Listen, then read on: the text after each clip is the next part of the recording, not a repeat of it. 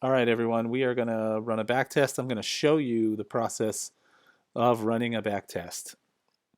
So first of all, once you're logged in here to the mltipl.AI website, you're going to go to your user dashboard, which is this link here, and then you'll click on Backtester.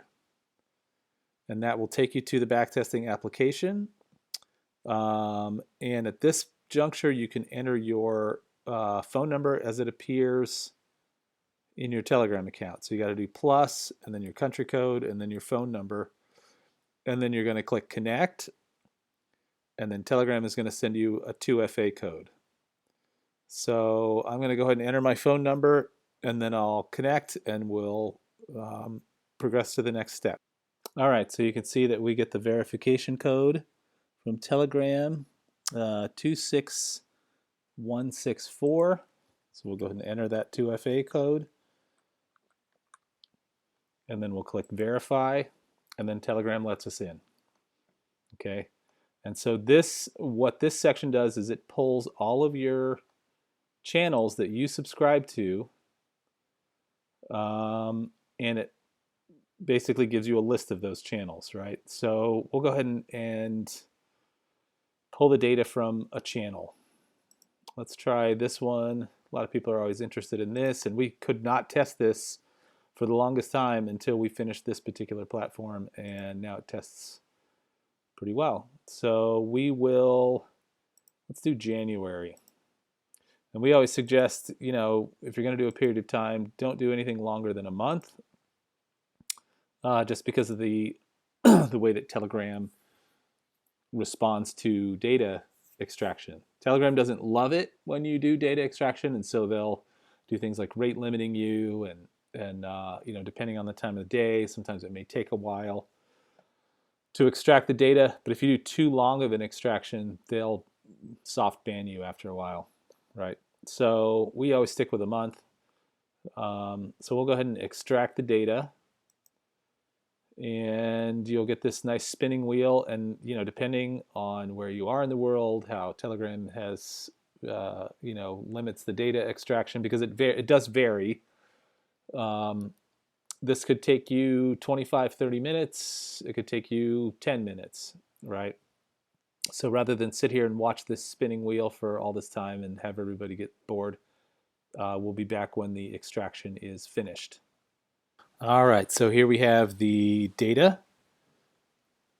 We have the raw data set, which is this is just the data as it gets extracted from Telegram. And then we have the parsed data file, which is those are the actual signals. And as I mentioned earlier, with our old backtesting system, we just never could backtest this channel. When we turned the data into a CSV file, MetaTrader just would not accept it, and we never did figure out why, because the system would work on every other channel that we would backtest, but for some reason just would not work on this one. But the new system does work. So we'll go ahead and run the test. And one thing I do want to point out to everyone is that you can test not just this channel, but any channel, any data set that you've actually extracted already. You can go through and test that. So we'll run the test, and then we'll be right back once it's finished. And here we have the finished test, and you can see for the month of January, this channel lost about 16.75%. So the way that the system works is we do tests, 0.1 size lots, and we use a $10,000 account. So about 16.75%, $1,675 in losses. You can see that our average win was $41.25. Average loss 40. 22 of the signals were from the Asia session, 24 from the Europe session, and 4 from US. 46 stop losses hit and 4 target prices hit. And we can click on View Detailed Analysis, and we will get this nice chart. that shows us our steady march down. Profit factor, our win rate of 8%, and Sharpe ratio. You can see average win, average loss, largest loss, consecutive losses, the average holding time, our session analysis once again, winning trades, losing trades, all that stuff. You can click on this and expand it. So this will show you your P&L for each trade. You can see that lovely P&L right there. And then you can also see the cumulative P&L for each trade.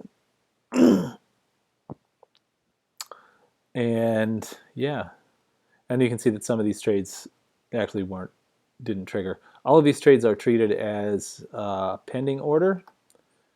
In other words, when the signal comes through, it has a specific entry price, right? Here's the entry price.